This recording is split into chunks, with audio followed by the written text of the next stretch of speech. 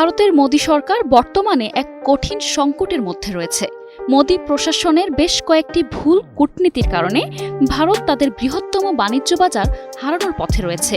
বাংলাদেশ সহ প্রতিবেশী দেশগুলোর সঙ্গে সম্পর্কের অবনতি ভারতের রপ্তানি খাতে মারাত্মক প্রভাব ফেলেছে।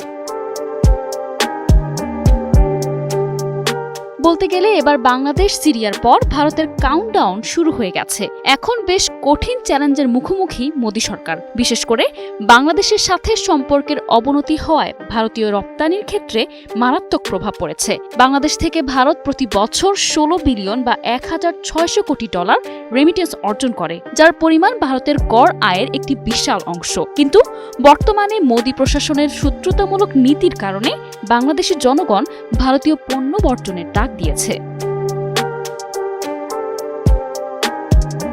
বাংলাদেশের বিভিন্ন স্থানে ভারত হটাও এবং ভারতীয় পণ্য বর্জন আন্দোলন এখন তুঙ্গে।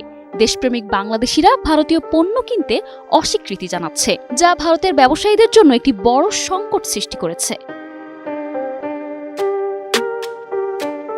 এতে কৃষক সহ সর্বস্তরের মানুষের মধ্যে ক্ষোভ তৈরি হয়েছে, যা মোদি প্রশাসনের উপর চাপ সৃষ্টি করছে। অপরদিকে ভারতের প্রাক্তন মন্ত্রী পূর্ণেন্দু বসু সাংবাদিক সম্মেলনে বলেন, আমরা চাই যেন দেশে গণতন্ত্র বাঁচে, তাই নরেন্দ্র মোদীকে প্রধানমন্ত্রীর পদ থেকে সরাতে হবে। আসন্ন নির্বাচনের প্রেক্ষাপটে মোদি হটাও স্লোগানে মুখরিত হচ্ছে ভারতের বিভিন্ন রাজ্য।